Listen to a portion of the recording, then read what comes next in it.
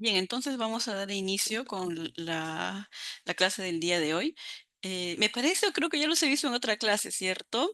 En la de hace unas cuantas semanas, la clase de riesgos psicosociales y el plan de salud mental. Fiorella, Ana, María y Patricia. Sí, no sé si. Sí, y me parece que también la gran mayoría de ustedes son psicólogas, ¿cierto? Así también, listo, listo. Ya, bien, ya, entonces sí. Ok, bien, entonces vamos a empezar con el tema de hoy. Esperemos que también se vayan conectando algunos compañeros que faltan. Bien, lo que hoy día vamos a conversar, o mejor dicho, voy a hacer la ponencia y también vamos a conversar un poco con ustedes, es sobre el tema de ergonomía y factores ambientales en la salud mental laboral. Probablemente muchos de ustedes tienen una idea de lo que es la ergonomía, cómo se aplica actualmente en los puestos de trabajo y en las empresas, y cuál es la importancia y repercusión que tiene la ergonomía. En la práctica laboral, la ergonomía y la psicología de la salud ocupacional suelen ser las dos disciplinas, digamos, más relegadas de todas las disciplinas de prevención en el trabajo, como ya lo vamos a ver, pero suelen ser también las más importantes por el impacto que tienen. Bien, listo.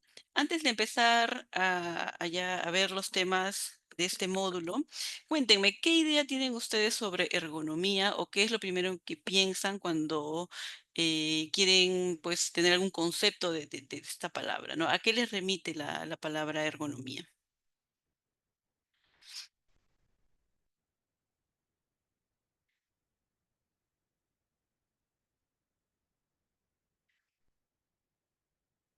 ¿O a qué ustedes relacionan la palabra ergonomía?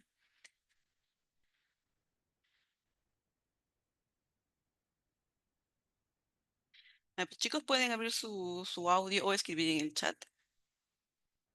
A ver, María dice la manera de cuidar la salud en el trabajo. Sí, es una idea general, pero está muy, pero muy relacionado con el tema de la salud al realizar mi trabajo. Ujú. Bien. Listo, entonces, bueno, si no hay quizá más participación, vamos a ver el tema mismo. En el año 1936, Charlie Chaplin estrenó una película que se llamaba Tiempos Modernos. Esta película trata sobre un operario que ajusta tuercas y que debido a su trabajo él va a tener una crisis nerviosa, pero en esa parte de la película, como ustedes pueden ver, ¿no? En la parte izquierda es el trabajo que él realiza, ajustar estas tuercas, que lo hace de una manera rápida, y el señor que ustedes ven aquí es su jefe y él es su compañero. En la película nos indican que él toma ciertos descansos, ¿no? Para ir al baño, para fumar, porque en esa época sí se permitía fumar en los centros de trabajo, para comer algo, ¿no? Pero el jefe se siente muy incómodo con esta pérdida de tiempo, ¿no? Entonces, lo que el dueño de la fábrica idea es que los trabajadores no pierdan el tiempo en esas tareas muertas, ¿no? O en esos descansos muertos, y por eso contrata a un grupo de ingenieros para que puedan diseñar una máquina que le permita al trabajador comer y a la vez seguir trabajando, ¿no? Esto que es una ficción, en verdad, viene a darnos una idea de cómo el diseño de las máquinas podía mejorar, digámoslo así, o podía ayudar a la productividad de la persona, ¿no? En la película nos indican que mientras él está comiendo y está con sus manos ajustando las tuercas, se va desconcentrando y al final la máquina presenta un desperfecto y se malogra, ¿no? Así que los ingenieros se van indicándoles al dueño de la fábrica que van a mejorar esta máquina, ¿no? Pero aquí también ya nos van a dar una idea de cuál es la importancia de las máquinas ante el trabajo de una persona. Bien, cuando hablamos de ergonomía, entonces, es lo primero que se nos viene a la mente es el tema de las posturas, de cómo se tiene que cargar un objeto, ¿no? Cuáles son las posturas que debemos adoptar cuando estamos frente a una computadora, cuando vamos a levantar alguna carga. O hacer algún tipo de desplazamiento, ¿no? Eso por lo general es la idea que uno tiene más cercana a lo que es ergonomía. Pero ergonomía también tiene que ver, como lo dijo uno de sus compañeros que he leído a medias, ¿no? Con el tema de las herramientas y materiales de trabajo. No solamente se enfoca en las posturas, en la carga y el movimiento, sino también hace diseños ergonómicos de los materiales, herramientas de trabajo que nosotros vamos a utilizar. Y eso lo hemos podido ver todos durante la pandemia, ¿no? Sobre todo aquellos puestos de trabajo en los que sí se tenía que realizar trabajo remoto, porque como he leído también, una de sus compañeras es enfermera y probablemente ella no pudo realizar trabajo remoto, ¿no? Por, o sea, tiene un tema más, un trabajo más asistencial o de o de apoyo al médico, ya sea el médico asistencial o el médico ocupacional, ¿no? Bien, pero las personas que sí pudimos realizar trabajo remoto durante la pandemia, eh, comenzamos a ver una serie de dispositivos que se fueron implementando en casi todas las empresas para aquellos trabajadores que realizaban trabajo administrativo, ¿no? Entonces comenzaron a proliferar estas herramientas para acondicionar la computadora, el teclado. Teníamos también los reposapiés que se volvieron muy, pero muy famosos, y otras herramientas que de cierta manera facilitaban y nos daban una idea de cómo, al realizar ese trabajo que es tan sedentario y donde hay tan poca movilidad, podíamos tener ciertos trastornos musculoesqueléticos. Bien, pero la ergonomía no solamente está relacionada con las posturas, con las cargas y con las herramientas frente al trabajo administrativo, sino también su campo es mucho más amplio y se extiende a otras disciplinas de la ingeniería, de la aviación, la antropología y demás. ¿Sí? Por ejemplo, ¿no? Aquí tenemos unas primeras fotos de cómo eran antes las aeronaves y cómo son ahora. No solamente se ve la gran diferencia en cuanto a la tecnología, sino también eh, vamos a ir viendo más adelante que tiene una gran importancia todos estos controles que estos aviones tienen ahora y que antes no tenían, y cómo este tipo de aviones generaban tantos accidentes en los pilotos que los maniobraban. Bien, pero la ergonomía también está presente en la vida diaria. Mucho mobiliario o muebles de escritorio, de cocina, etc., o muebles para empresas se van a realizar aplicando justamente técnicas ergonómicas, ¿no? Como ustedes pueden ver acá, estas son ciertas consideraciones ergonómicas que se realizan para poder diseñar un mobiliario, ¿no? Y está en relación a lo que va a realizar la persona que va a tener este contacto con este mobiliario. Mis Ergonomía, entonces, también se va a aplicar a todos los artefactos electrónicos con los que nosotros convivimos en el día a día. Por ejemplo, el televisor, más allá de un tema estético que se puede ver la gran diferencia de los televisores antiguos con los de ahora, también la ergonomía ve la funcionalidad de estos aparatos electrónicos, ¿no? No solamente es el tamaño de la pantalla y su diseño, sino también qué tan funcional es cuando este aparato está encendido y tiene que realizar una función. Con el celular también lo podemos ver. Los celulares de antes tenían una funcionalidad muy básica y precisa, y los de ahora no solamente a la vista son mucho más atractivos, ¿no? Con una pantalla mucho más plana, amplia para la visión del ser humano, sino también que contiene ciertos comandos, botones y demás que son mucho más fáciles de usar y de acceder. En el tema de herramientas, para todo lo que tiene que ver con maquinarias y demás, también tenemos la aplicación de la ergonomía. Por ejemplo, esta es un aparato para poder levantar las mangueras, ¿no? Porque ya se sabe que cuando la persona que trabaja levanta directamente una manguera puede sufrir muchos daños. Entonces se acondicionan y se crean este tipo de materiales para poder hacer más seguro el levantamiento de grandes mangueras. La ergonomía también está presente, aunque no lo crean, en el diseño de las páginas web, ¿no? No solamente, vuelvo a repetir, por un tema estético, es decir, cómo se tienen que ver, sino cómo tienen que funcionar y cómo los comandos tienen que estar al alcance de la visión humana y también de la relación de las manos con los aparatos al momento de poder ver una página web. Si ustedes recuerdan, las páginas web de antes eran mucho más rudimentarias, digámoslo así, y ahora son mucho más ágiles, más fáciles de ver y más fáciles también de usar. Entonces, la ergonomía también se aplica en este tipo de campos. Y bueno, como todos hemos podido ver, el tema de los programas para poder trabajar también han sufrido un gran cambio, no solamente estético o de imagen, sino que también ahora son mucho más rápidos, tienen mucho más comandos que nos van a facilitar de cierta forma la vida para cuando nosotros querramos hacer un documento o estamos en una hoja de cálculo o hacer una plantilla de presentación, ¿no? Podemos ver la gran diferencia que hay, ¿no? Y aquí también se va a aplicar la ergonomía. Y la pregunta, ¿ustedes creen que en este ejemplo, ¿no? Donde vemos un escritorio con diferentes tonalidades de luz, también se aplica la ergonomía?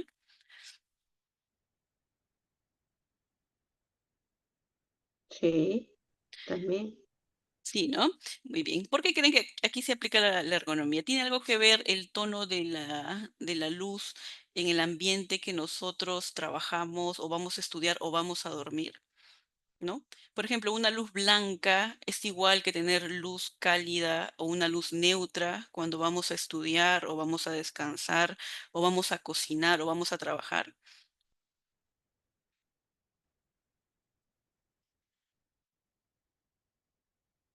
No es lo mismo. Cada una de la luz tiene su objetivo, ¿no? Me parece. Exacto. Sí, esto es correcto, ¿no? Cada una de estas tonalidades de luz tienen un propósito. Por ejemplo, en los hospitales o en los laboratorios solemos ver más una luz blanca, ¿no? Mientras que en ciertas oficinas a veces se trabaja más con una luz neutra y en lugares que son para descanso o restaurantes, por ejemplo, en las que uno va pues a comer, pero también un poco pues a distenderse, las luces suelen ser más cálidas, ¿no? Y esto tiene un propósito que vamos a ver más adelante. Bien, y finalmente la ergonomía también se va a aplicar en la carga laboral o la carga cognitiva, como más adelante lo vamos a ver. Bien, entonces comenzamos con los principios de la ergonomía aplicados a la salud psicológica.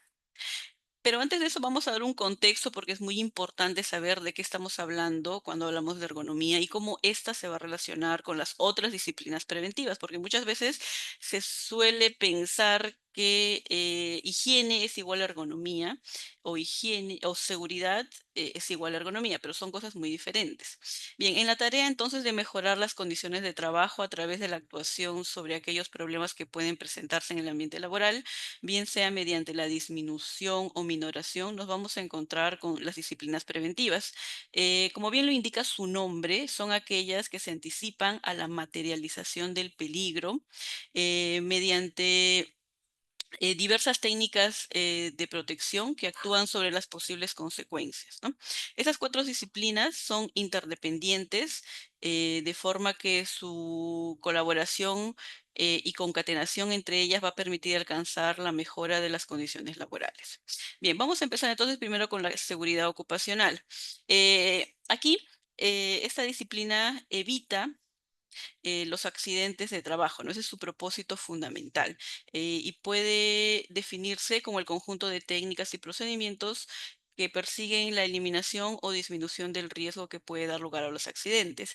Tenemos técnicas previas al accidente, ¿no? Como la verificación del cumplimiento de los reglamentos, revisión e inspecciones de seguridad, evaluación de riesgos y otras técnicas posteriores al accidente sería el registro e investigación de los accidentes, análisis estadísticos de los accidentes, entre otros. Bien, lo que es higiene ocupacional, en esta disciplina se va a dedicar específicamente a la prevención y control de los riesgos originados por los procesos de trabajo. Los objetivos de la higiene industrial u ocupacional son la protección y promoción de la salud del personal, la protección del medio ambiente y la contribución a un desarrollo seguro y sostenible. En esta disciplina, se realiza la identificación de posibles peligros para la salud, la evaluación de riesgos y la prevención y control de riesgos. Luego tenemos lo que es la medicina del trabajo, ¿no? Que es un conjunto de actividades de las ciencias de la salud que están dirigidas hacia la promoción de la calidad de vida del trabajador a través del mantenimiento y mejoramiento de las condiciones de salud. Va a estudiar la relación de la salud con el trabajo y todos aquí alguna vez hemos participado en estas actividades de la medicina del trabajo, ¿no? Cuando hemos ido a una clínica ocupacional, ¿no? Para dar un examen de ingreso o preocupacional para incorporarnos a un empleo. Luego, cuando ya tenemos más de 1 o 2 años en la empresa, se nos ha hecho un control con un examen periódico. En la medicina del trabajo también va a haber una interacción de la salud con los ambientes de trabajo, los factores de riesgos ergonómicos y psicosociales y otras actividades de la medicina preventiva, como el control de los factores de riesgo de salud, las campañas de vacunación, la prevención de ciertas enfermedades, entre otras. Bien, y vamos ahora con ergonomía, que viene a ser el conjunto de técnicas cuyo objetivo es la adecuación entre el trabajo y la persona, ¿no? Esa es la definición, digamos, más sencilla y entendible. La ergonomía es multidisciplinar porque requiere la aplicación de distintas ciencias con el fin de conseguir su finalidad, que es la correcta acomodación entre el puesto de trabajo y su entorno y las características de la persona. Esta disciplina está muy relacionada a otras ciencias como lo son la anatomía, fisiología, la ingeniería, la arquitectura y la psicología. Y bien, la ergonomía siempre está junta con la psicosociología laboral o como lo conocemos aquí como psicología ocupacional o psicología de la salud ocupacional, ¿no? Esta viene a ser una disciplina que aborda las condiciones de trabajo psicosociales, también llamadas factores psicosociales, dentro de las cuales tenemos pues la carga de trabajo, el ritmo, el contenido y tiempo de trabajo, la claridad de rol y las relaciones interpersonales. Bien, estos riesgos psicosociales, como la clase pasada lo explicamos, están relacionados con la aparición o empeoramiento de muchas enfermedades asociadas al estrés laboral, ¿no? Y desde ahí se va a tener que realizar una intervención eh, especial. Muy bien, entonces, ya que tenemos en cuenta cuáles son estas 4 disciplinas y cada una de ellas, cuál es el objetivo que tiene, nos vamos a abocar ahora a lo que es la ergonomía misma, ¿sí? Este término, ergonomía, se acuñó a finales del siglo XIX, pero no es hasta los años 40 del siglo XX que comienza a emerger como disciplina científica. La palabra proviene del griego ergon, que significa trabajo, y nomos, que significa las leyes del trabajo. Es decir, que etimológicamente ergonomía significaría leyes del trabajo o la ciencia del trabajo, ¿no? Bien, entre los siglos XVIII y XIX se va a producir la revolución industrial en todo el mundo y esto va a originar grandes cambios. Eh, y van a aparecer nuevos problemas para los empresarios, porque estos problemas están relacionados a la organización, la función y la gestión de las máquinas y el rendimiento del trabajador. Y en ese sentido, se buscan modificaciones orientadas a incrementar la productividad, sacando el mejor provecho del esfuerzo humano sin provocar su fatiga, que es como les expliqué en la primera lámina de esta película, ¿no? Y es que, claro, esta película está inspirada justamente en la primera, no, en la segunda revolución industrial, ¿no? Que va de fines del siglo XIX a inicios del siglo XX, ¿no? Justamente se inspira en toda esta revolución industrial y cómo va cambiando el trabajo para poder explicarnos cómo el trabajo impacta sobre la salud de una persona. Bien, ergonomía, también, si nosotros lo buscamos en el diccionario, vamos a encontrar ciertas definiciones, ¿no? Una de ellas es que es el estudio de la adaptación de las máquinas a la persona que los emplea para lograr una mayor comodidad y eficacia. Y acá estas dos palabras son muy importantes, comodidad y eficacia. Y también nos remite a la cualidad de ergonómico, ¿no? Que está adaptado a las condiciones del usuario. Bien, entonces, continuando con el tema de la revolución industrial, ya para el- en los años 20 del siglo XIX, digo del siglo XX, durante la Primera Guerra Mundial, el trabajo en las fábricas de armamento y municiones, cuyos turnos sobrepasan las 14 horas de duración, trajo tensión y fatiga a los trabajadores, lo que acarreó gran cantidad de accidentes, ¿no? Y esto dio pie a que los científicos en ingeniería, psicología, sociología y medicina trabajaran en común, interesándose especialmente por los problemas de la postura laboral y el uso de la música funcional o ambiental, ¿no? Justamente en estos años en los que la psicología era muy experimental, se tenía la idea de que colocar una música relajante iba a mejorar la productividad de los trabajadores, ¿no? Pero esto tenía, de cierta forma, una limitante, ¿no? Que la fatiga no se mejora con música nada más, ¿no? Con un tema económico. Bien, ya hacia 1930 se va a desarrollar con gran intensidad la fisiología, la psicología e higiene del trabajo, que demuestran que los estímulos morales y psicológicos no están por debajo de los económicos, surgiendo así una corriente de humanización del trabajo, ¿no? Y cuando hablamos de estímulos morales nos vamos a referir a lo que es la satisfacción, la motivación, la retroalimentación, o sea, todas aquellos estímulos que no están vinculados con lo económico, ¿no? Es decir, antes se tenía la concepción de que el trabajo era un intercambio entre mis habilidades, yo intercambiaba mis habilidades por un monto específico de dinero, ¿no? Pero esa es una concepción muy antigua y digamos muy fría del trabajo, porque trabajar implica algo más que solamente recibir una cuota de dinero por algo que yo voy a hacer, ¿no? En el trabajo se busca o se necesita de algo más que solamente de mantener una relación económica. Bien, la Segunda Guerra Mundial será muy importante porque diversos estudios van a concluir que los accidentes aéreos se producían debido a diseños que no tenían en cuenta las capacidades humanas, ¿no? Como por ejemplo, las avionetas tenían un diseño de los controles o un diseño de cabina que no estaba acorde a las especificaciones eh, antropométricas de las personas, ¿no? Y esto ocasionaba más accidentes que lo que podía ocasionar el actuar del rival, ¿no? Bien. Entre los años 60 y 70 distintas disciplinas se van sumando para aportar conocimientos relativos al hombre, necesarios para que se logren concebir nuevos equipos y herramientas y dispositivos que puedan usarse con mayor confort, seguridad y eficacia, ¿no? Entonces, en estos años, a partir de los 60, vamos a ver que hay una evolución muy importante de las herramientas, equipos. Aquí también va a surgir las primeras computadoras, ¿no? Entonces ya se está viendo que el tema de la tecnología iba a cambiar la forma de hacer el trabajo.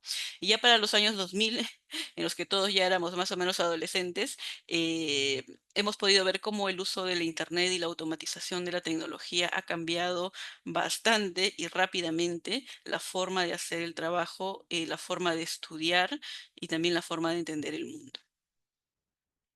Bien, cuando queremos definir ergonomía, si ustedes lo buscan en revistas científicas o en páginas web oficiales que tratan todos estos temas de la prevención de los riesgos laborales, se van a encontrar con una gran cantidad de definiciones, pero que todas tienen algo en común. ¿Sí? Bien, aquí por ejemplo tenemos, ¿no? Dice que ergonomía es el estudio de las condiciones de adaptación de un lugar de trabajo, una máquina, un vehículo, etc., a las características físicas y psicológicas del trabajador o usuario. La ergonomía es el estudio de la adaptación óptima entre el hombre y la máquina. Y aquí ya hay una definición muy interesante. Ya no solamente es la adaptación, sino la adaptación óptima, o sea, aquello está que es bueno, ¿no? También es la ciencia que estudia cómo se deben diseñar las herramientas, que justamente una de sus compañeras indicaba, ¿no? Cómo se deben diseñar las herramientas y también los ambientes de trabajo para que el espacio laboral se adapte adecuadamente a las capacidades y limitaciones físicas y mentales del empleado, ¿no?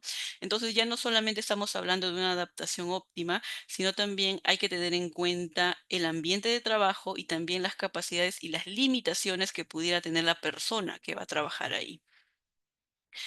Otra definición nos dice que es el conjunto de conocimientos que estudian las capacidades y habilidades de los humanos, analizando aquellas características que afectan al diseño de productos o procesos de producción, ¿no? Y aquí ya pone en primer lugar las capacidades de las personas que van a realizar ese trabajo.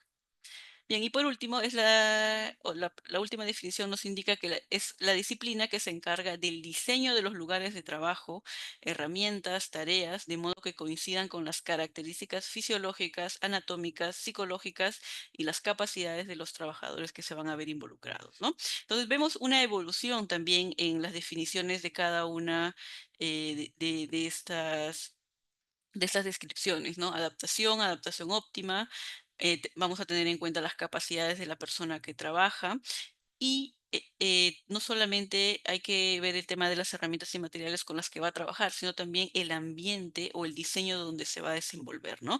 Que es justamente lo que nosotros vamos a ver más adelante.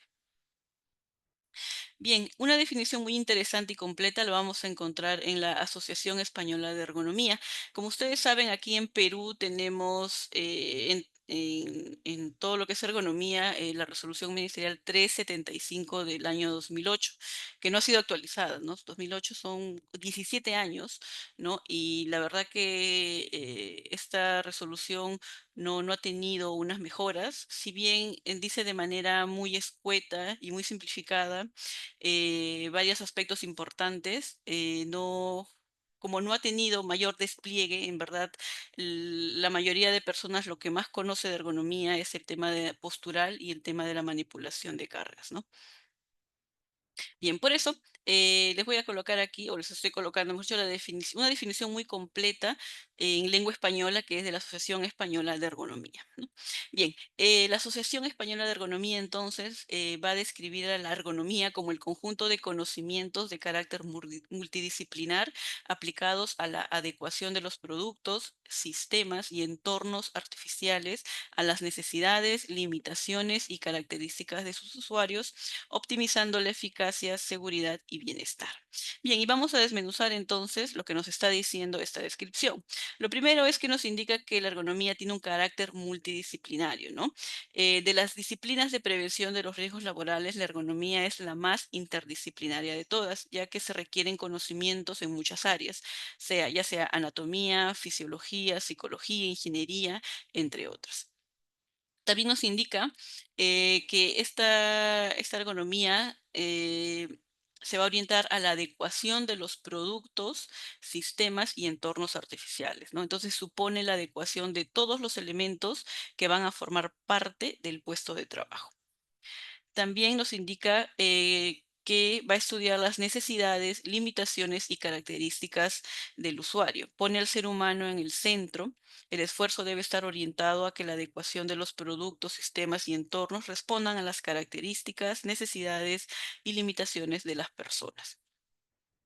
Y por último, nos indica que va a optimizar, digo, que la optimización de la eficacia, seguridad y bienestar eh, tiene una finalidad y la finalidad no es necesariamente que el trabajador esté cómodo, ¿no? La finalidad no solamente es que esté cómodo, sino que sí se preocupa por el bienestar del trabajador, pero la ergonomía tiene fines mucho más elevados como son la mejora de la salud de las personas, mejorar la eficiencia y la productividad, optimizar la facilidad del uso de productos y aumentar la seguridad en el trabajo.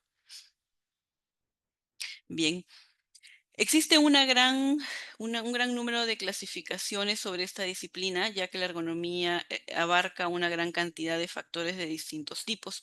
Para simplificarlos, vamos a ver estos cuatro tipos de ergonomía, ¿no? La ergonomía física se va a centrar en el diseño de puestos de trabajo en relación con las medidas antropométricas de las personas. Tiene en consideración todos aquellos aspectos relacionados con el diseño del puesto, tales como la altura del plano de trabajo, las áreas de trabajo, los distintos elementos del mobiliario como las sillas, mesas, espacios libres para el movimiento, y va a incluir el análisis de maquinarias, elementos de control y dispositivos de audio o visuales. Es también parte de esta ergonomía el estudio de la carga física en todas sus facetas, la aplicación de fuerzas, sobreesfuerzos, manipulación de cargas, desplazamientos, posturas en el trabajo y movimientos repetitivos.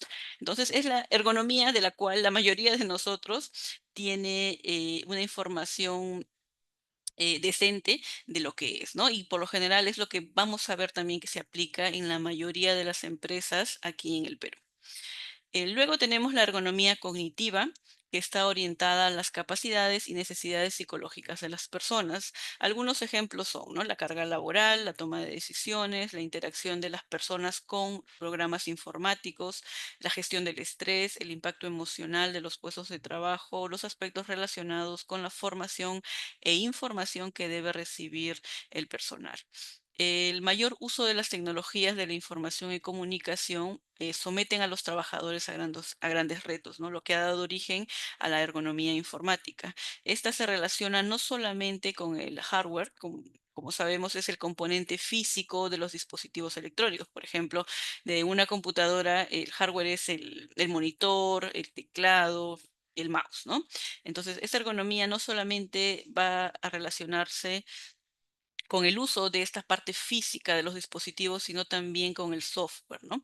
Dando una gran importancia al diseño de los programas, a cómo se presenta la información, a la calidad de las interfaces, ¿no? Las interfaces, que es un término muy ergonómico, viene a ser este punto de conexión que permite que dos componentes se comuniquen. Por ejemplo, los iconos que nosotros vemos en las computadoras es una interfase, ¿no? Los menús, el teclado, la pantalla o el panel de control, ¿no? Es decir, cuando yo hago clic en un icono determinado, por ejemplo, he creado una carpeta que se llama exposición, ya eso es una interfase, porque eso a mí me permite comunicarme, o mejor dicho, crear un sistema de comunicación con este aparato, ¿no? Bien, entonces la ergonomía informática se va a dedicar a, a- a mejorar todos esos aspectos de los equipos informáticos. Bien, luego tenemos la ergonomía organizacional, que está centrada en la relación entre la persona y la empresa. Analiza tipo de actividades, remuneración, diseños de trabajo, gestión de los recursos humanos o la comunicación interna de la empresa, ¿no? Así como la participación del trabajador y el trabajo en equipo. También va a incluir la organización temporal del trabajo, como lo que es la jornada laboral, las pausas que se deben realizar durante el trabajo, los tiempos de reposo, los turnos rotativos y los horarios de trabajo. Bien, y finalmente tenemos la ergonomía ambiental, que está dedicada a la evaluación y asignación de espacios. Valora elementos como lo que es el ruido, la luminosidad, la temperatura, la calidad de aire, entre otras, ¿no? Es decir, lo que va a estudiar, o mejor dicho, su mayor objetivo es brindar confort térmico, acústico y visual. La línea que va a separar la ergonomía ambiental de la higiene ocupacional en este caso puede ser muy delgada, ¿no? La higiene ocupacional va a buscar prevenir las enfermedades ocupacionales, mientras que la ergonomía busca obtener un bienestar ambiental que se manifieste en las funciones físicas, psicológicas y que genere un mayor o un máximo rendimiento de la persona. Bien, esta disciplina, como cualquier otra, también tiene objetivos. Su objetivo fundamental es adaptar el trabajo a las capacidades y posibilidades del ser humano. Recordemos que estos aspectos van a ser cambiantes, como lo es también la propia organización del trabajo, ¿no?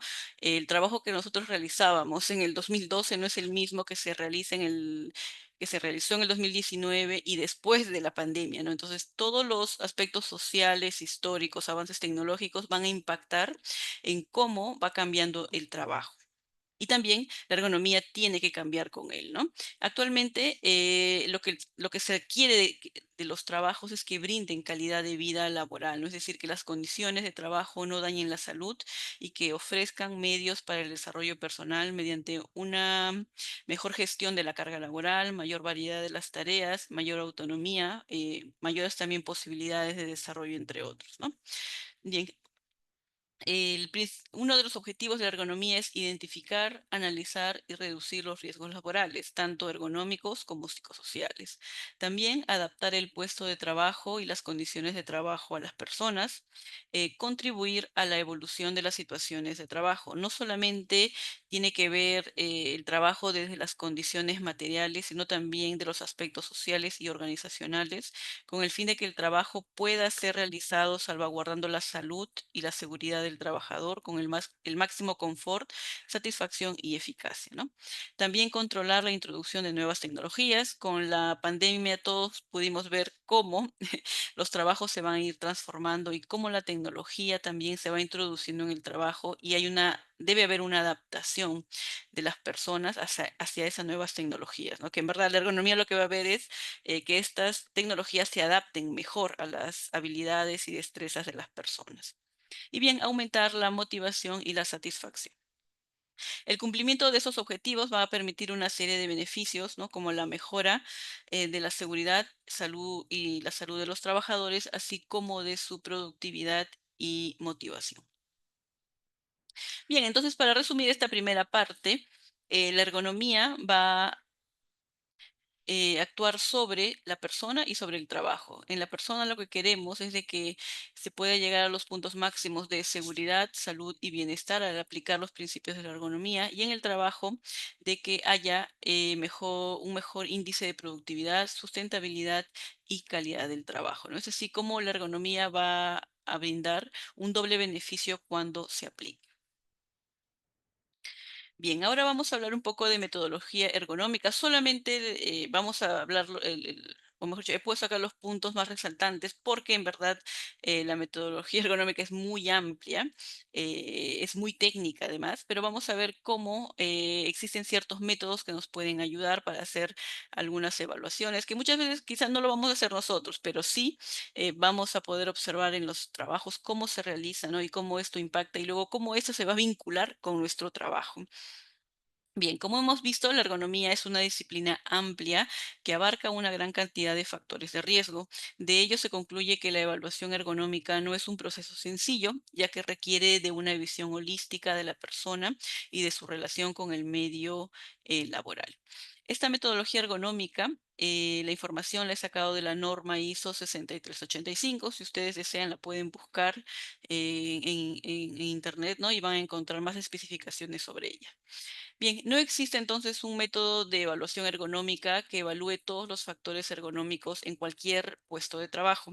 En la evaluación ergonómica se debe recoger toda la información posible del puesto, identificar los riesgos y seleccionar entre distintos métodos aquellos que consideren más adecuados para cada riesgo identificado, ¿no?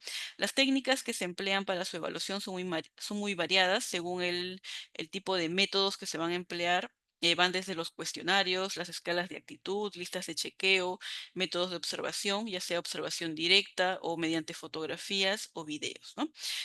Una de las clasificaciones más sencillas es distinguirla en dos grupos: los métodos objetivos y los métodos de valoración subjetivas. Lo ideal es que, así como en la evaluación psicosocial, no es contrastar los resultados obtenidos de ambos métodos para evaluar las discrepancias y poder ver qué soluciones pueden surgir.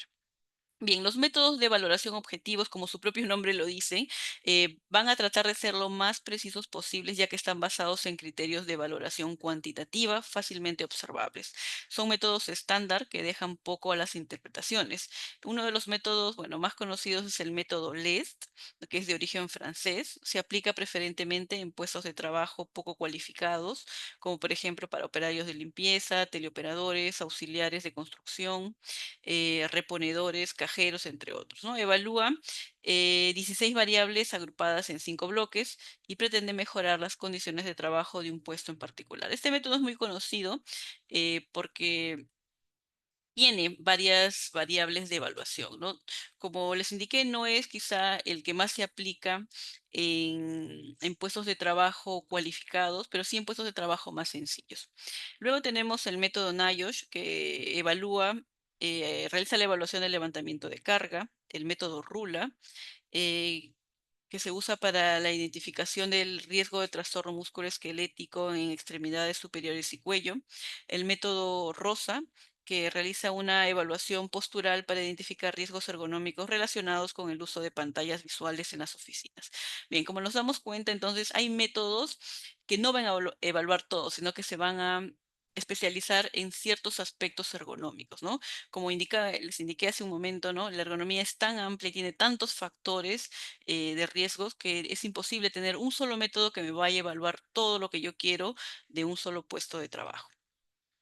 Bien, luego, basándonos disculpen, en los métodos de valoración subjetivos, se basan en principios en el principio de que los propios trabajadores y sus mandos medios son los que están en mejor disposición para poder detectar los incidentes y observar los problemas durante el desarrollo de trabajo.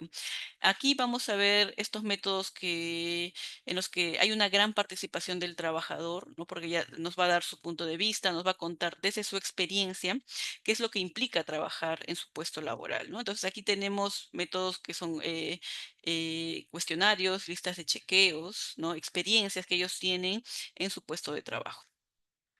Bien, de acuerdo a la norma ISO 6385, establece los principios ergonómicos para el diseño de los sistemas de trabajo con el fin de mejorar la salud, la seguridad, el bienestar y la eficiencia de los trabajadores.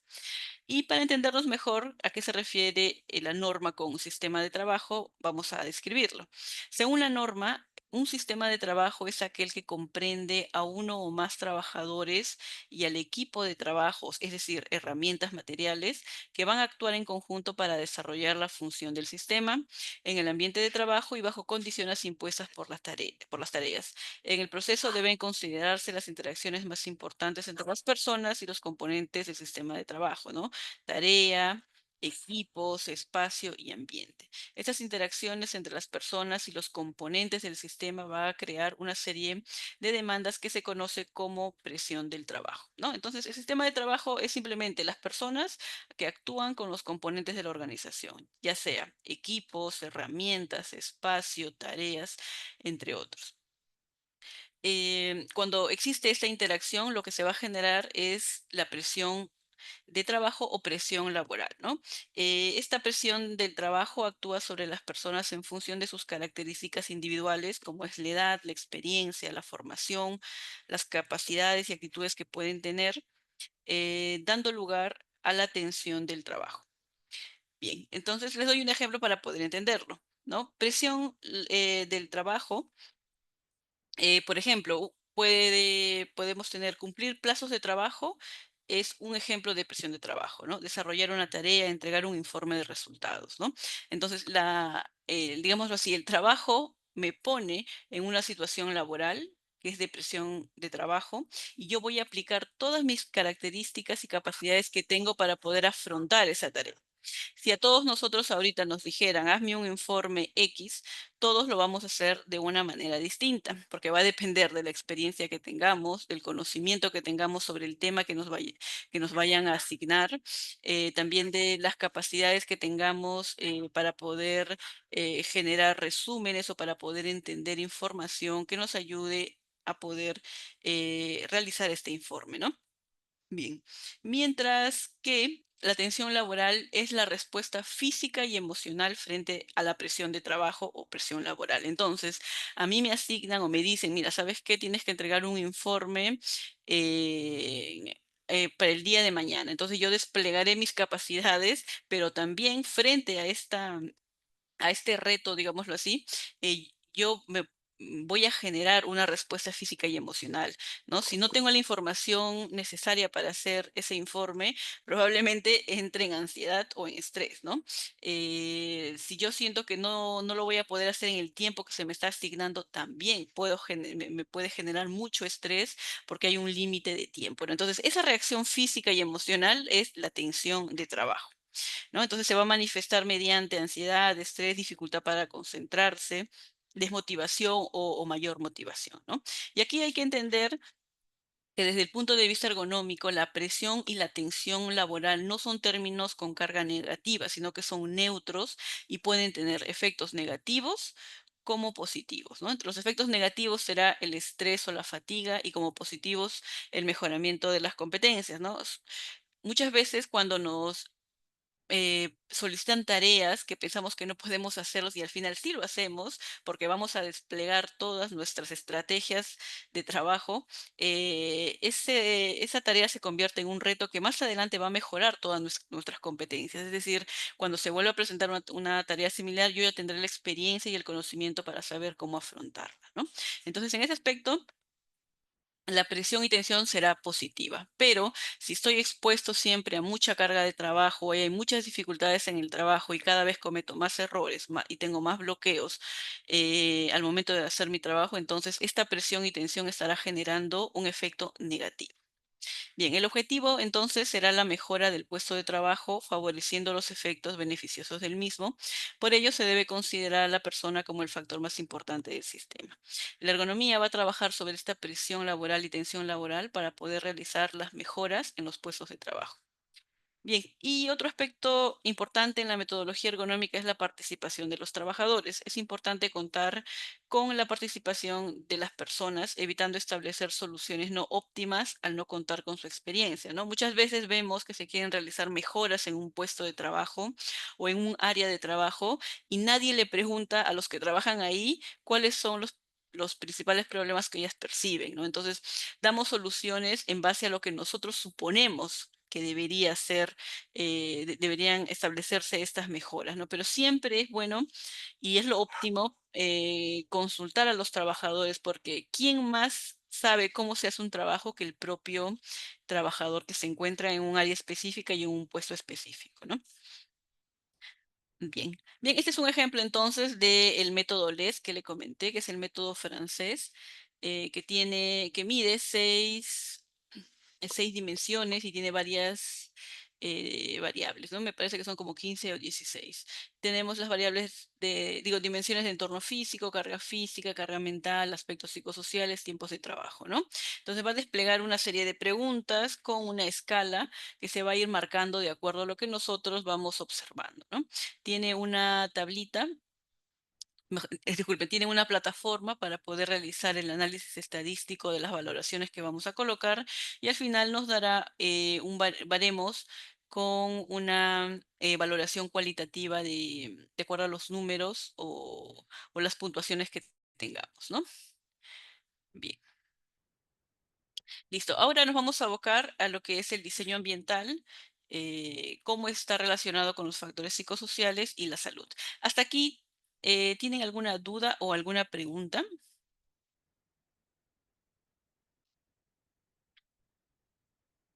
¿Alguna duda, pregunta, comentario?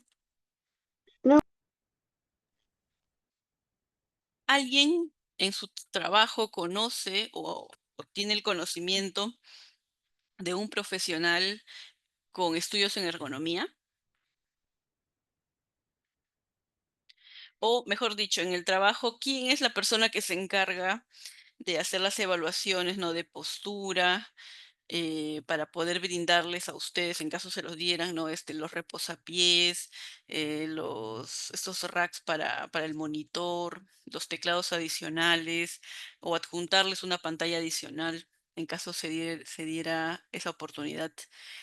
¿Ustedes saben identificar quién es su empresa, en la empresa donde trabajan, se dedica a este tipo de actividades?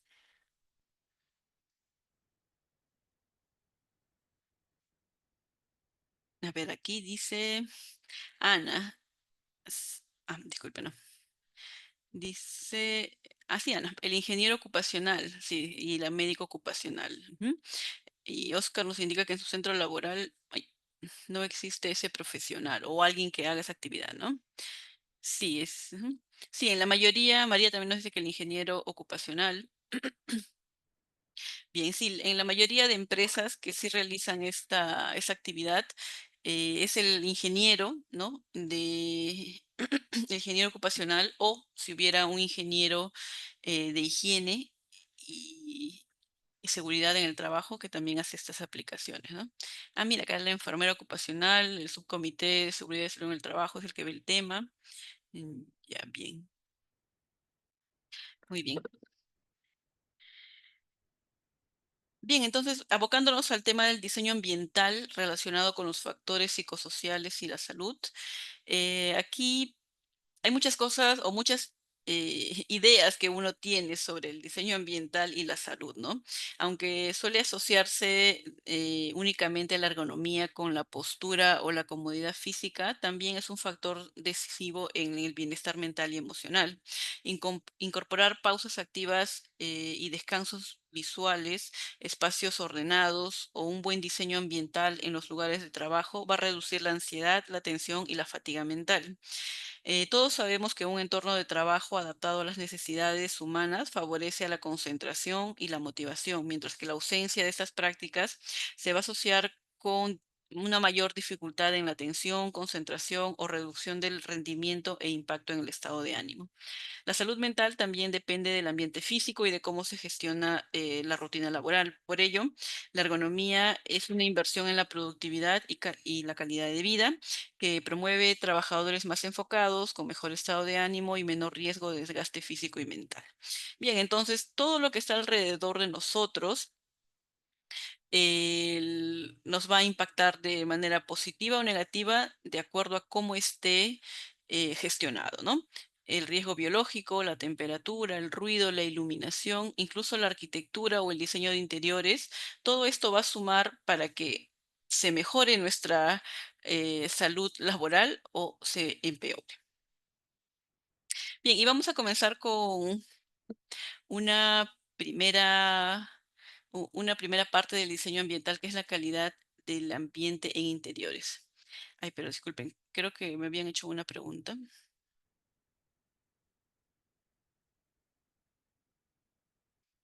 Sí, a ver, Elizabeth nos dice, ¿cuál es la diferencia entre ergonomía y riesgos psicosociales?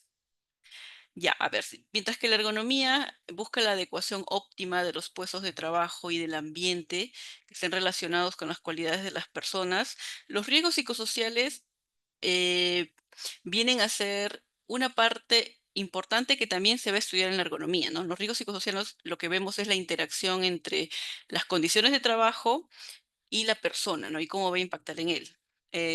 Por ejemplo, en términos de carga de trabajo, relaciones interpersonales, liderazgo, ¿no? Más adelante vamos a ver cómo la ergonomía también va a proponer una o propone soluciones que se van a poder aplicar en la prevención de riesgos psicosociales. Bien, entonces empezamos con la calidad del ambiente en interiores. Le he colocado ahí en las siglas CAI para no repetir porque es un poco largo el término. Bien, entonces la calidad del ambiente interior en interiores tiene un papel importante en ciertas afectaciones que sufren los trabajadores de oficinas y similares, así como en el malestar o falta de confort que puedan experimentar, ¿no? Por eso su estudio se va a centrar desde la ergonomía.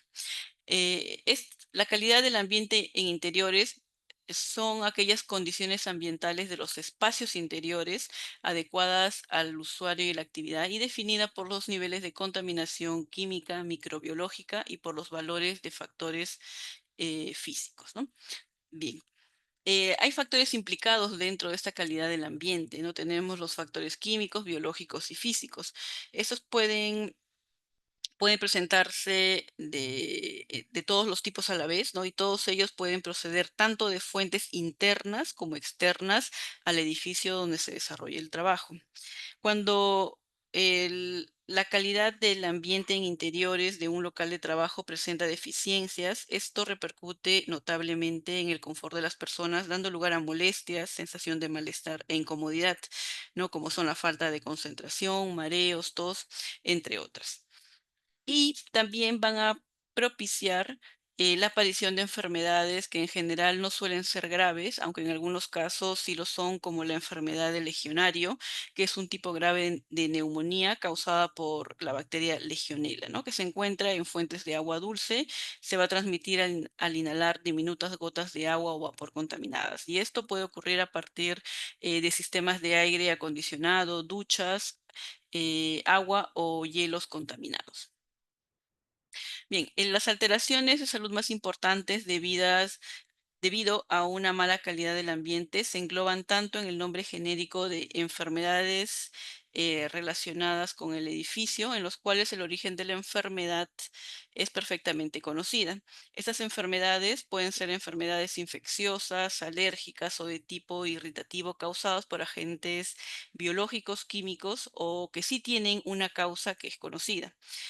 Pueden empeorar la condición de las personas que sufren algunas enfermedades, ¿no? Por ejemplo, una persona que ya tiene un diagnóstico de asma bronquial o rinitis alérgica o dermatitis, al exponerse a esos agentes biológicos, va a presentar un empeoramiento de sus síntomas, ¿no? Entonces, este empeoramiento se va a producir por la presencia de alerge- alérgenos o por ciertas condiciones ambientales de los edificios.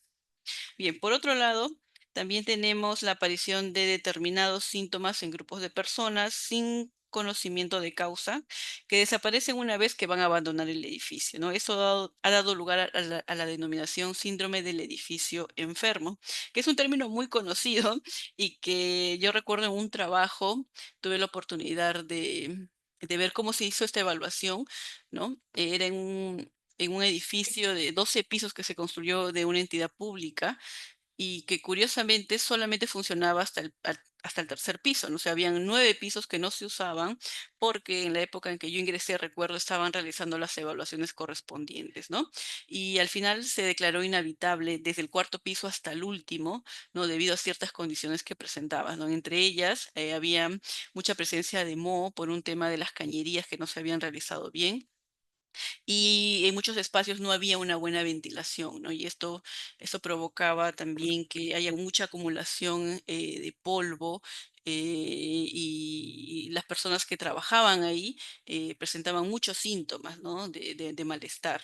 Es por eso que se llegó a clausurar desde el piso 4 hasta el número 12. Bien, esto síndrome del edificio enfermo está relacionado a edificios que tienen características muy peculiares, ¿no? Edificios herméticos con ventanas no practicables, es decir, que no funcionan, edificios remodelados o edificios construidos con baja calidad de materiales o que tienen deficiente sistema de ventilación o que sus superficies interiores, en la mayoría de casos, están recubiertas con textiles. Y bien, vamos a adentrarnos a este síndrome, el síndrome del edificio enfermo. Bien, la OMS nos indica que lo va a describir como el conjunto de síntomas diversos que se presentan predominantemente en los individuos en esos edificios y que no van en general acompañados de ninguna lesión orgánica o signo físico, diagnosticándose a menudo por exclusión. ¿Sí? La Organización Mundial de la Salud también distingue entre edificios temporalmente enfermos o nuevos o de reciente remodelación, donde los síntomas del síndrome del edificio enfermo desaparecen con el tiempo. Y también tenemos los edificios permanentemente enfermos o en los que los síntomas persisten durante años, ¿no? Esos edificios por lo general son muy antiguos y una vez que se realiza la evaluación correspondiente, se llega a la conclusión de que tiene que ser demolido o inhabitado. Bien. También este síndrome va a tener ciertas características comunes, ¿no? Como les indiqué antes. Según la OMS, de acuerdo a los estudios realizados, estos edificios reúnen una serie de características específicas, ¿no? Tenemos aquí, ¿no? Sistemas de ventilación forzada común a todo el edificio, ¿no? Que van a incluir amplios sectores y existen recirculación parcial del aire. Algunos edificios tienen la localización de las tomas de renovación de aire en lugares inadecuados, mientras que otros usan intercambiadores de calor que transfieren los contaminantes del aire de retorno al aire de suministro. Es decir, hay una contaminación del aire que ingresa y del aire que sale. Luego también tenemos edificios con construcción ligera y poco costosa. Aquí lo que vamos a ver más adelante es cómo la calidad de los materiales va a impactar sobre la calidad ambiental del edificio, ¿no? Luego, material textil en zonas interiores, ¿no? Son estas superficies interiores recubiertas con material textil, ya sea paredes, los suelos, ¿no? Esos materiales pueden suponer peligros para la salud y el medio ambiente, como las alergias y problemas respiratorios debido a químicos, a tintes y también a la acumulación de la humedad, fomentando el incremento de mohos. Por ejemplo, tenemos algunos edificios que están recubiertos todo el piso, ¿no? de alfombras o algunas paredes con textiles y estas van a acumular con el tiempo muchos alérgenos y bacterias y exposición a ciertos químicos, ¿no? También el material textil con los que se realizan o se producen muchas alfombras también tienen suelen ser muy sintéticos, ¿no? Y con el tiempo pueden generar alergias a ciertas personas o a personas que tengan un sistema inmunológico deficiente, ¿no? También la poca ventilación o edificios bastante herméticos donde las ventanas no pueden abrirse o el tamaño de las ventanas no está en relación a los espacios donde están colocadas, ¿no? Entonces, esta ventilación va a generar una carga muy importante que va a empeorar la salud de los que la habitan. Bien, dentro de los síntomas del síndrome del edificio enfermo, eh, tenemos las siguientes, ¿no? Como ustedes van a ver, la sintomatología suele ser muy variada, pudiendo ser compleja para su diagnóstico. Es por eso que muchos trabajadores cuando van o asisten al médico ocupacional, el médico no entiende muy bien qué es lo que sucede, porque puedes tener una alergia, una sinusitis, una rinitis, ¿no? Y no necesariamente lo vas a vincular con el ambiente donde están trabajando pues las personas, ¿no?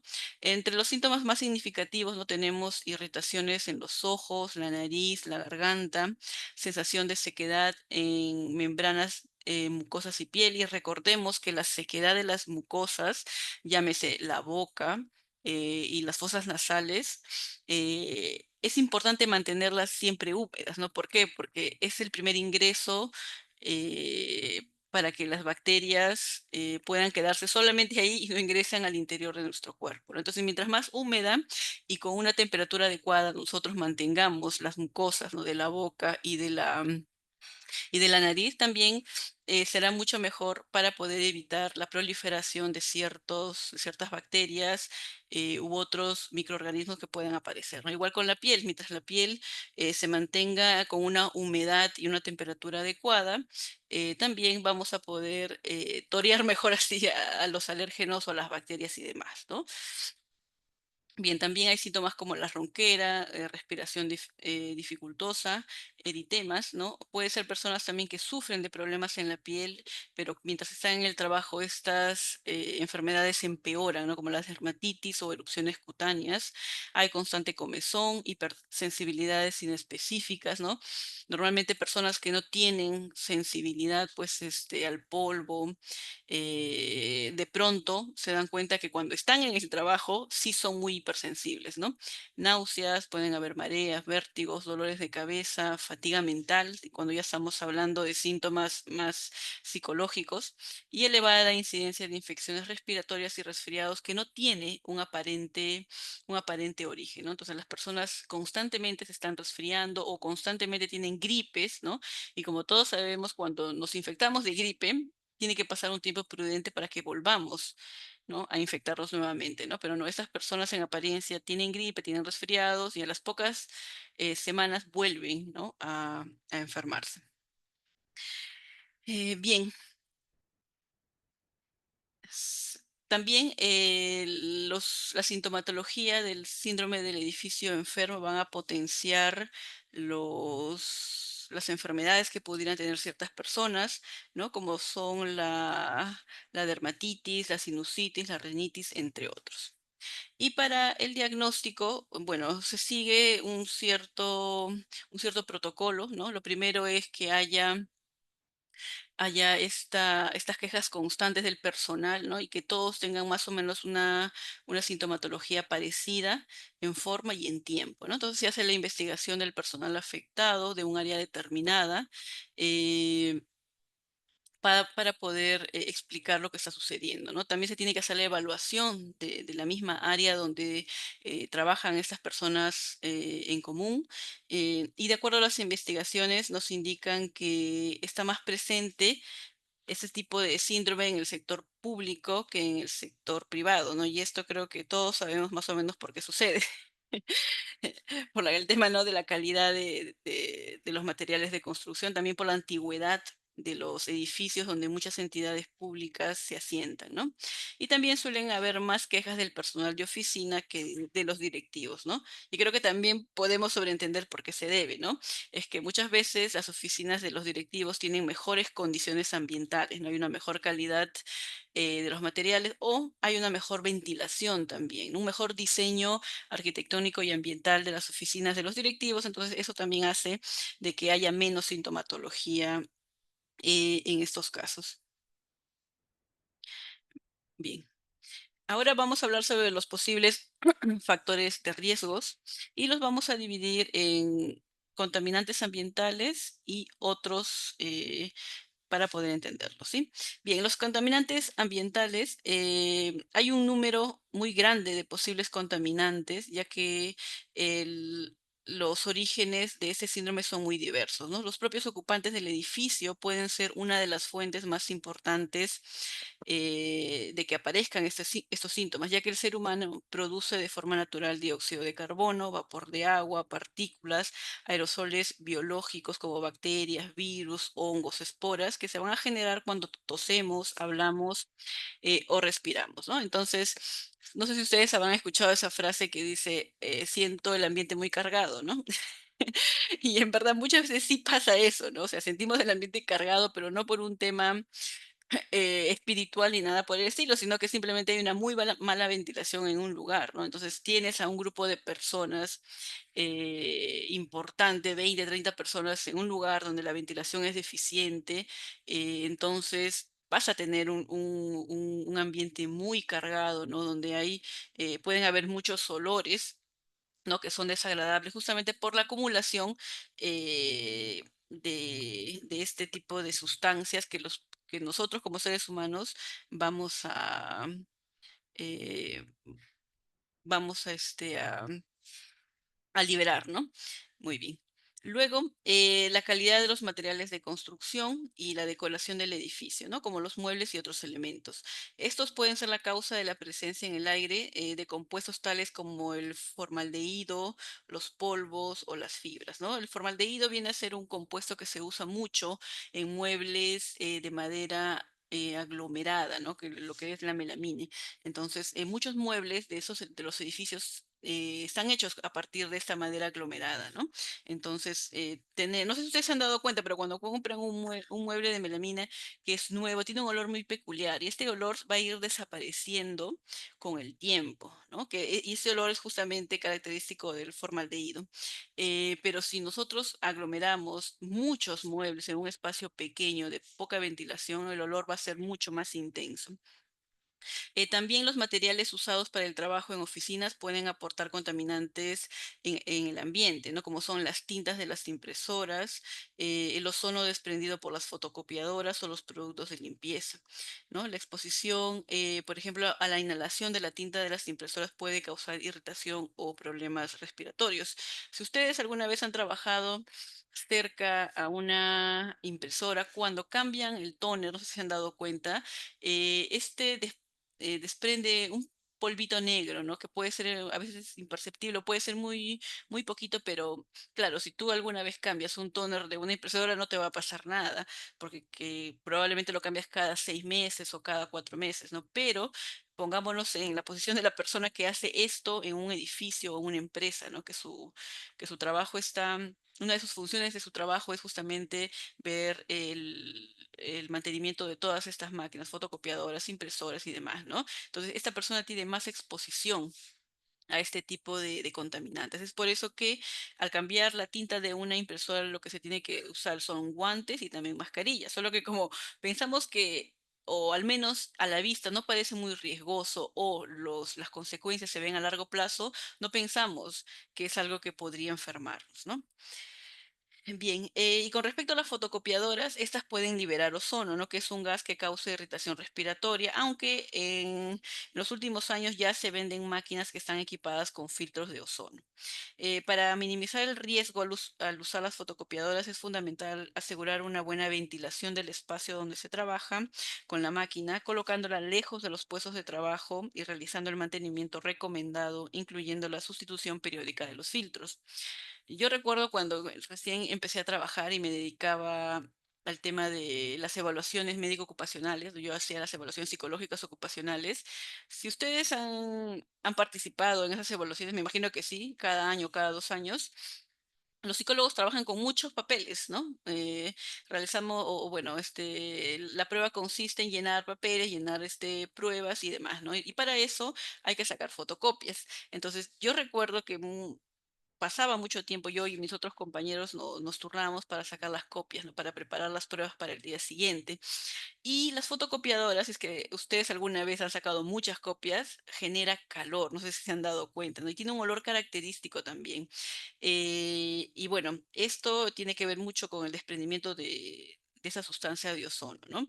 Obviamente, mi función no siempre era sacar fotocopias, ¿no? Pero sí había me acuerdo, un trabajador que se dedicaba a eso, ¿no? Él veía todo el tema logístico. Él sacaba copias para todo el personal, ¿no? Que hacían evaluaciones, los médicos, las técnicas, las enfermeras, el personal administrativo en recepción. Entonces yo recuerdo que siempre lo veía en la fotocopiadora. Creo que iniciaba él su trabajo más o menos a las 4 de la tarde, ¿no? O sea, a esa hora comenzaba a sacar las copias y él sudaba, pues no estaba con la fotocopiadora ahí, porque a veces se atoraban los papeles, entonces tenía que estar mirándolo. Estaba muy cerca de la fotocopiadora y sudaba bastante, ¿no? Así que también hay que ver el tema de la temperatura corporal. Bien, luego también tenemos los contaminantes externos a los edificios, ¿no? Estos van a ser pues los automóviles, los que van a desprender contaminantes. Y también si el edificio está ubicado en una zona muy industrial o de mucho tránsito vehicular, ¿no? No solamente hablamos de los contaminantes, sino también del ruido, ¿no? Que puede ser un grave problema al momento de trabajar. Por ejemplo, ustedes se ubican en el Ministerio Público que se encuentra en la Avenida Bancay, que es una de las avenidas, es una avenida muy corta, en verdad, es una avenida de 13 cuadras nada más, pero es una avenida altamente comercial donde pasan muchos vehículos que conectan con la zona norte, este y sur de la ciudad. Entonces, trabajar en el Ministerio Público puede ser un dolor de cabeza justamente por la cantidad de humo que hay, pero también por la cantidad de ruido que hay todo el tiempo en la avenida, ¿no? Entonces, eso también predispone a un malestar para los trabajadores. Bien, seguimos con los posibles factores de riesgos. Vamos con los bioefluentes, ¿no? Que son emisiones de sustancias biológicas que se producen en espacios interiores.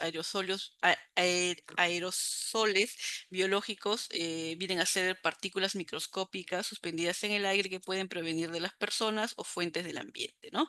Como ya les indiqué, nosotros al toser, estornudar, estamos descargando ciertos tipos de gotículas que pueden ser contaminantes en el ambiente. Aquí tenemos los contaminantes orgánicos derivados de la respiración y de la actividad de fumar que liberan compuestos como el CO2, amoníaco, cetonas. Aquí también tenemos que incluir el vapeo, ¿no? Si alguno de ustedes vapea o conoce a gente que vapea, también recuerden que estos cigarrillos no sé si se llaman, bueno, para vapear, esos cigarrillos para vapear, también tienen una cierta dosis de nicotina y otros compuestos que pueden hacer daño, ¿no? Aquí también vemos lo que son los mohos y las bacterias, ¿no? Que van a proliferar en el ambiente y mientras este ambiente sea más húmedo, son transportados por el aire causando problemas respiratorios. En cuanto al ambiente térmico, ¿no? Se han desarrollado varios estándares sobre este tema. La ISO 7330 del año 2005 va a establecer un intervalo de temperatura óptima y condiciones para personas con diferentes intervalos metabólicos y usando diferentes ropas, ¿no? Entonces, lo que establece la norma es que durante el invierno la temperatura ideal tiene que rondar los 22 grados, mientras que en verano la temperatura ideal rondará entre los 22 y 24,5 grados Celsius en las personas, ¿no? Eso también va a depender de cuál es el trabajo de la persona. Por ejemplo, si nosotros trabajamos en un hospital donde por lo general tienen ambientes bastante ventilados y amplios y trabajamos con una ropa medianamente ligera, ¿no? Ya sea de algodón o de alguna otra fibra natural, estaremos mucho más frescos que si trabajamos, por ejemplo, en agricultura, ¿no? En la recolección, en la cosecha, o personas que trabajan en construcción civil, entonces se exponen a mucho más calor y a eso hay que sumarle también las ropas que van a usar, ¿no? Ropas de una fibra mucho más gruesa por el mismo trabajo que realizan, zapatos con puntas de acero, usan casco, usan guantes, en algunos casos cuando tienen que hacer movimientos de tierras usan mascarilla, ¿no? Entonces todo eso va a sumar a que el calor pueda aumentar. Bien, la iluminación deficiente o excesiva. Un nivel bajo de iluminación, brillos excesivos y destellos pueden ser causa de estrés visual, generando irritación en los ojos y dolor de cabeza, ¿no? Y el uso prolongado de pantallas de visualización requiere de una iluminación bien diseñada. Y aquí es donde la ergonomía va a entrar justamente con las técnicas que tiene para poder regular esta iluminación en el uso de pantallas de visualización. Bien, luego también tenemos el poco control de ruido dentro de los edificios, ¿no? Conviene mantener los niveles de presión sonora entre los 60 y 70 decibeles recomendados como confortables, ya que valores superiores pueden producir fatiga y malestar. También se va a considerar la humedad y la ventilación, ¿no? Niveles muy altos de humedad van a favorecer el incremento de hongos y otros contaminantes microbiológicos, mientras que niveles inferiores al 30% ocasionan sequedad en las mucosas membranas, ¿no? Entonces, por un lado, si tengo mucha humedad, como pasa aquí en Lima, lo que va a suceder es que van a proliferar, mejor dicho, mucha humedad sumado a poco mantenimiento e higiene de las condiciones ambientales va a generar la proliferación de hongos, bacterias, mohos, entre otros. Pero una humedad muy baja, inferior al 30%, va a ocasionar que las personas tengan mayor resequedad en las mucosas y en la piel y también se puedan exponer a una mayor infección, ¿no? La ventilación por sí misma no debería ser un causante de problema, ¿no? Sin embargo, hay que cuidar el mantenimiento y la limpieza de los equipos de ventilación y evitar recirculaciones de aire que puedan introducir nuevos contaminantes. Y esto va para aquellos edificios que sí tienen ventanas propicias para ventilar, ¿no? Porque si estamos en una oficina donde no hay ventana, solo tenemos la puerta, pues se tendrá que contar con una ventilación forzada o mecánica, ¿no? Pero en el caso de que sí se tenga esta ventilación con ventanas o una ventilación natural, también es importante que se pueda direccionar bien, ¿no? Bien, y los factores psicosociales, ¿cómo afectan o cómo pueden ser un posible factor de riesgo para que aparezca el síndrome del edificio enfermo, ¿no? Esos factores pueden desempeñar un papel importante aumentando el estrés de las personas. Recordemos que una persona estresada también es una persona que tiene una mayor probabilidad de enfermarse, ¿no? La organización del trabajo, la insatisfacción laboral, el tiempo de trabajo, el contenido de la tarea, la mala comunicación y otros aspectos pueden afectar haciendo a las personas más influenciables por los factores ambientales. Recordemos que cuando estamos muy estresados o tenemos mucha insatisfacción o desmotivación en el trabajo, eso también va a hacer que nosotros sobredimensionemos las condiciones ambientales en las que trabajamos, ¿no? Por ejemplo, si estoy muy estresada o muy insatisfecha con aquello que hago, el ruido que normalmente hay en la oficina también lo voy a sobredimensionar, ¿no? La iluminación deficiente o excesiva también voy a sobredimensionarlo porque ya no lo soporto, ¿no? Entonces, es así como los factores psicosociales pueden sobredimensionar estos efectos que vamos a ir teniendo por las condiciones ambientales. Bien, y entonces hay ciertos protocolos para poder realizar investigaciones asociadas a un edificio con síndrome del edificio enfermo, ¿no? Los problemas relacionados con un edificio se manifiestan cuando algunos trabajadores ocupantes se quejan a los responsables del ambiente ocupacional de molestias, incomodidades, tales como las corrientes de aire, olores desagradables, frío, ruido, calor, entre otros, ¿no? La primera respuesta debe ser comprobar si las condiciones operacionales de las instalaciones que regulan la ventilación del edificio son correctas. Si las quejas por esas condiciones son continuas, habrá que iniciar una investigación técnica para determinar la extensión y la naturaleza del problema.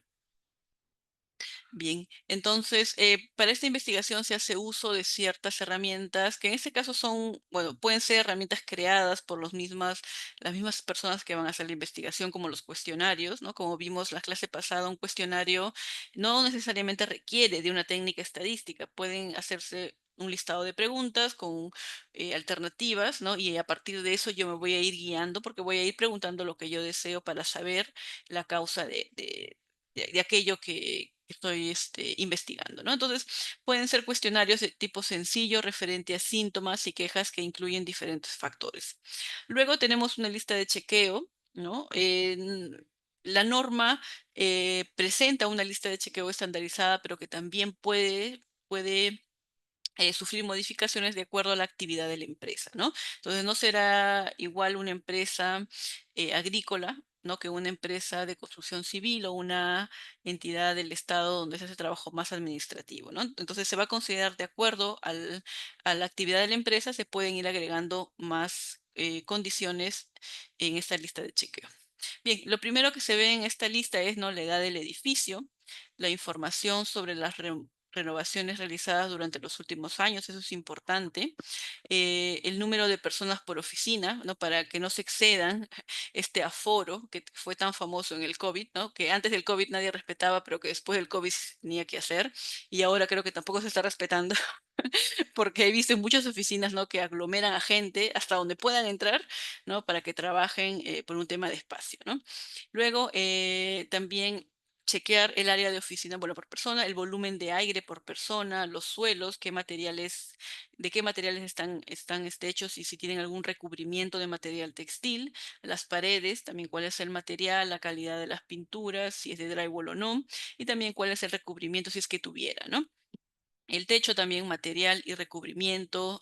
Aquí también viene el tema de la altura del techo. En un techo, mientras más alto es, también hay una mayor circulación de aire, ¿no? El sistema de ventilación, si es una ventilación natural, donde se aprovecha la entrada de la luz y del aire, y si es una ventilación cruzada, ¿no? Porque, como ustedes saben, cuando yo estoy en una habitación con la puerta cerrada, pero la ventana abierta, no existe una ventilación cruzada, es decir, el aire que entra no necesariamente tiene por dónde salir. Entonces, lo ideal es que haya dos ventanas o que la puerta esté abierta. Entonces, el aire va a circular por ahí. También si hay un sistema de extracción, sistemas de suministro de aire mecánico, filtros, ¿no? Y si existe un sistema de suministro de aire, dar toda la información sobre la recirculación, humidificación, enfriamiento, entre otros. También una lista sobre la regulación de la ventilación desde el aire exterior y los correspondientes aportes promedio y mínimo por persona. Indicar si estos valores se basan en presunciones, criterios o diseños o medidas realizadas, ¿no? Procedimientos de funcionamiento para los sistemas de calefacción y ventilación, también para ver cuál es la calidad y cómo se hace el mantenimiento de estos. El procedimiento de limpieza, no sé si es una limpieza diaria, semanal, mensual, si hay procedimientos anuales para los suelos, los muebles. Y eso es muy interesante porque muchas veces la limpieza solamente se enfoca en los pasadizos, ¿no? O en aquello que se ve que está sucio, que está lleno de polvo, pero las alfombras y los muebles suelen ser hábitats muy grandes de bacterias, de hongos, de mohos, sobre todo si se mantiene cierta humedad importante, ¿no? Entonces es bueno que también se realice la limpieza de los muebles, de las alfombras en caso las hubieras.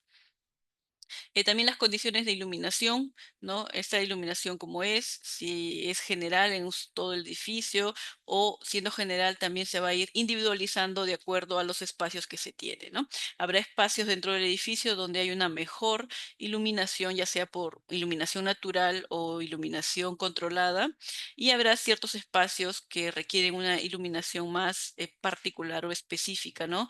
Ya sea por sus dimensiones o por dónde se encuentra ubicada.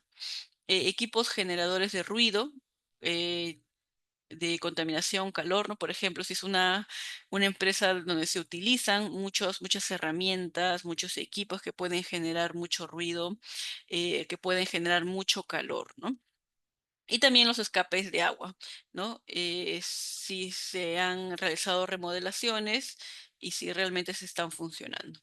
Bien. Dentro también de la investigación asociada a un edificio tenemos medidas de inspección y de guía, que son muy importantes considerarlas, ¿no?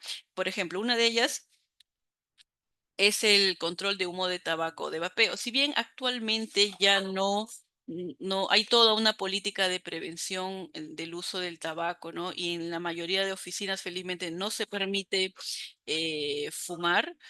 o sea, dentro de las oficinas, sí hay muchas personas que usan el vapeo, ¿no? Porque en apariencia parece inocuo, pero ya se han visto muchos casos y algunos estudios de que el vapeo también puede generar mucho malestar a la propia persona y también al otro, porque recuerden que cuando yo vapeo, si bien aparentemente es solamente vapor de agua, también tiene nicotina, tiene, y de acuerdo a la limpieza que se realice de este equipo para vapear, también puede contener hongos, bacterias y demás, ¿no? Que yo al momento de expirarlo hacia afuera, puedo generar contaminación a las otras personas. Bien, hay que estudiar acá los materiales de construcción inmobiliario, ¿no? Si es que tuvieran o desprendieran algún tipo de olor o, o material que puede generar molestia, localizar las fotocopiadoras e impresoras, ¿no? Como les dije antes, es importante que estos equipos se encuentren en lugares bien ventilados y que estén separados de donde se encuentran la mayoría de personas trabajando, ¿no?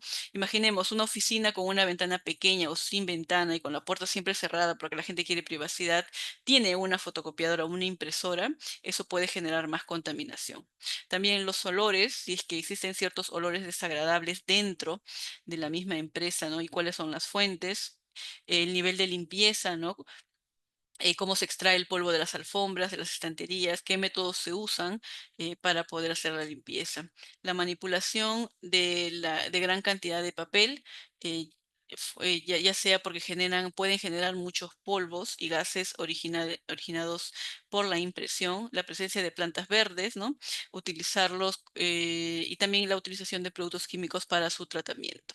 Si bien colocar una planta en una oficina, yo lo he visto ahora mucho más recurrente después de la pandemia, te va a dar una sensación de bienestar, porque ver una planta, ¿no? Con un color tan orgánico que tiene, con unas formas tan orgánicas que tiene, puede dar mucha tranquilidad, ¿no? Además que le da un buen toque natural a la oficina, ¿no? Que una oficina suele ser un poco más fría, ¿no? Y más, y con colores un poquito más neutros, ¿no? Pero también hay que investigar sobre qué productos químicos se utilizan y que estos productos sean inocuos para las personas que están alrededor de esta planta, ¿no?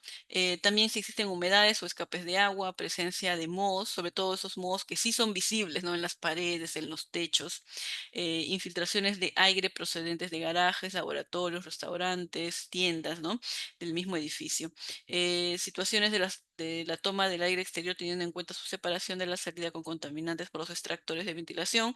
No sé si ustedes han visto, pero en algunas empresas, ¿no? Los extractores que vemos fuera de los edificios suelen estar muy sucios, ¿no? Entonces no hay un mantenimiento adecuado de los mismos. Uso de humidificadores, ¿no? ¿Y cuál es su situación? Si se limpian regularmente, y si ya no funcionan, ¿no? O cuánto tiempo de vida tienen y cada cuánto tiempo los cambian. Las aperturas de entrada y salida de aire, eso es importante también para el control del polvo. Uso de protectores de sol, lo que son toldos o claraboyas o algo que pueda ser una capa protectora entre el sol y las personas. El número de empleados de las oficinas, ¿no? Lo que hablamos, el tema este de no aglomerar a la gente y respetar los aforos de acuerdo al diseño de la oficina misma. Y también realizarse medidas de la calidad de aire y de clima, tanto como el CO2, la temperatura del ambiente, y controlar las corrientes de aire utilizando ampollas de humo y evaluar aquellos factores que en los cuestionarios se mencionan como molestos, ¿no? Si hay mucho ruido, si la iluminación es deficiente o si es excesiva. Bien, y continuamos con el tema de la ventilación, indicadores de clima y otros factores implicados. En el tema de la ventilación es importante que se realice una inspección visual de la acumulación de la suciedad y los polvos en los filtros, así como de las baterías de calentamiento y enfriamiento y los intercambiadores de calor, el control del ajuste de las temperaturas, ¿no? Con interruptores de inicio y parada en caso hubiera. Y yo recuerdo, me imagino que también a ustedes les ha pasado que en verano para ajustar la temperatura es todo un problema, ¿no? Si es que el lugar donde trabajas cuenta con aire acondicionado, ¿no? Porque mucha gente baja demasiada la temperatura y otros quieren que esté un poco más, unos números más arriba, ¿no? Entonces ese suele ser el problema de siempre, ¿no? Comprobación del funcionamiento de los sistemas, bueno, de control automático de estos sistemas de temperatura. Hay que medir también los grados de recirculación, medir los flujos de los suministros y también hacer el mantenimiento correctivo, medidas del intercambio de aire y también que la ventilación sea eficaz cuando se sospecha que hay ciertos riesgos dentro del edificio.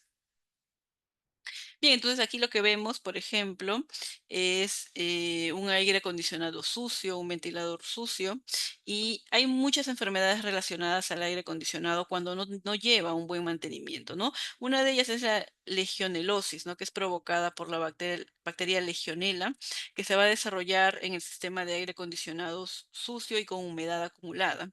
Sus síntomas incluyen fiebre alta, tos, dificultad para respirar. También va a propiciar la presencia de alergias y problemas respiratorios, ya que los filtros de aire acondicionado pueden acumular polvo, polen, moho o empeorar las alergias, rinitis y asma.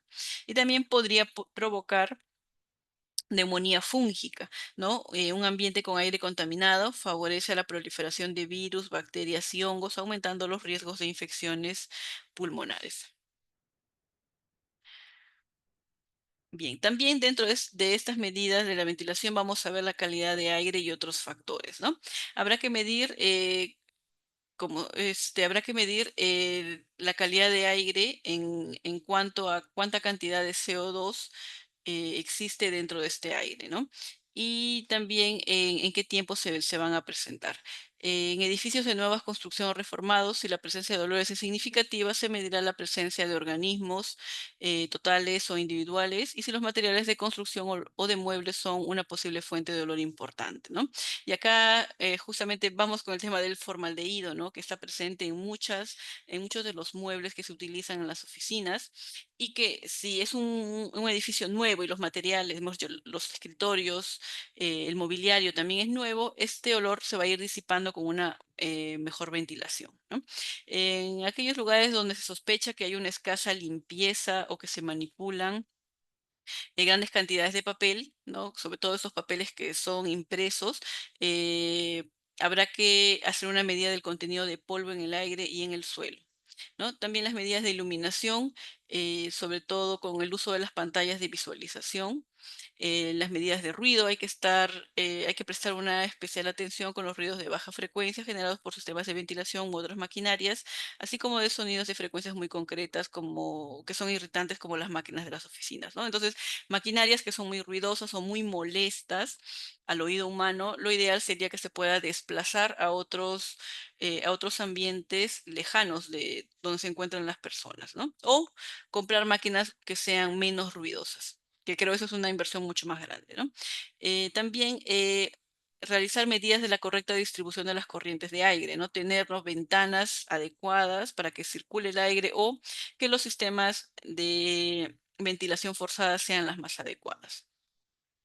Luego, cuando el techo esté más caliente que el aire, habrá que medir la temperatura del techo, la temperatura radiante. Sí, aquí tiene que ver mucho el tema de la altura del techo, ¿no? El techo, como les indiqué, mientras sea más alto, también hay una mejor circulación de aire y es mucho más fresco que cuando los techos son más chatos, ¿no? Y también la calidad de los materiales que se han usado para construir ese techo. Bien, aquí vemos, por ejemplo, algunos ejemplos de pared con moho. No creo que alguna vez todos hemos visto una pared así, ya sea pues en algún lugar en específico, en el trabajo, en la casa, ¿no?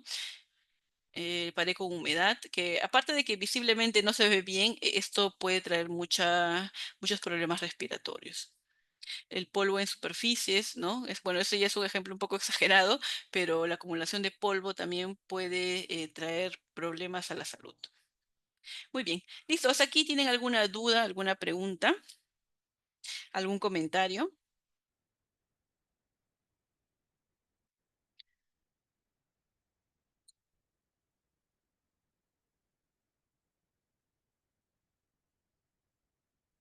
¿Alguno de ustedes ha tenido quizá alguna experiencia con el tema del aire acondicionado en el trabajo?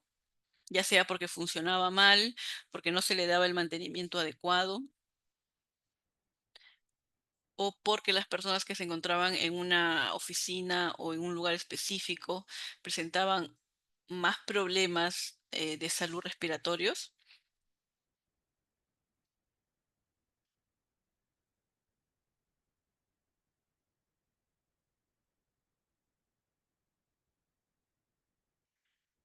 Sí, Oscar, dime, te escuchamos. Sí, licenciada, buenas noches con todos los presentes.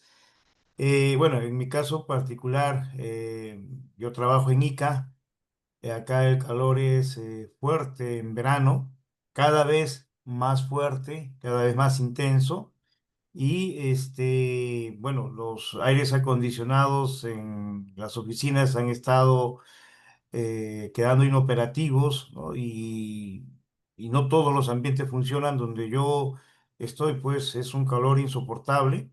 A veces me tengo que estar mudando a otra oficina en donde ya por el aire acondicionado el calor es menos intenso, pero a veces no se puede. Y prácticamente en verano a veces tengo que agarrar mis cosas, irme a los servicios y ducharme y después ya regresar a sentarme nuevamente a la oficina y en unas 3 horas más o menos nuevamente otra ducha. Y por otro lado también son los uniformes que tenemos que son gruesos. Entonces ahí se ha sugerido pues de que nos permitan ir con ropa que cada uno pueda llevar, ¿no? Porque el uniforme pues no es adecuado para un ambiente, un clima caluroso, ¿no? Entonces, y estamos en ese tema todavía, a ver que nos permitan ir ya, digamos, con ropa de uno, con un polo delgado, ¿no? Pantalones no gruesos, así, poder, digamos, soportar un poco el calor que es insoportable en la oficina. Y gracias, Oscar, por tu comentario. Me has hecho recordar, sí, Ica tiene uno de los climas más extremos aquí en Perú, ¿no? En el tema del calor, porque, bueno, está situado en un lugar desértico y por eso el calor es muy abrasador. Y justo con lo que decía Oscar, recordé que alguna vez hice un trámite allá en Ica, en una notaría, y peculiarmente en esta notaría que hacía mucho calor, recuerdo que ellos cerraban de la 1 a las 4 de la tarde, ¿no? En verano, ese es su horario de verano, ¿no? Y luego retomaban de las 4 hasta las 6 de la tarde. ¿Y por qué cerraban de la 1 a las 4? Porque era justamente el pico más alto de calor en la ciudad, ¿no? Y por eso es que los trabajadores no podían laborar incluso teniendo aire acondicionado, ¿no? Claro, el aire acondicionado tiene sus limitaciones también. Lo mejor aquí es tener un sistema de climatización automática, ¿no? Pero claro, eso también es todo un costo que probablemente la notaría no podía pagar. Al menos en ese tiempo, ¿no? Que creo que fue el año 2016 que fui a Ica, ¿no? Entonces, aquí vemos el impacto de cómo esta fuente ambiental que es el calor, ¿no? Puede impactar tanto en el trabajo de uno, ¿no? No solamente, como dice Oscar, que te genera pues mucha incomodidad, malestar, puedes sufrir también de mucha sudoración, un golpe de calor o un malestar que no te deja concentrarte ni atender a tu trabajo, ¿no? O que vas a cometer más errores o vas a hacer más pausas justamente para ventilarte, ¿no? Entonces sí, pues el tema del calor en ciertas ciudades es un problema, digamos, mayúsculo, ¿no? A diferencia de Lima, que por ejemplo en algunas empresas también por sus dimensiones, suelen tener sistemas, estar preparados frente a este tipo de, de temperatura, ¿no? Bien, Ana también dice, ¿no? Esos problemas respiratorios repetitivos al personal del archivo puede decirse que hablamos de una enfermedad ocupacional. No necesariamente es una enfermedad ocupacional, pero sí un problema de salud.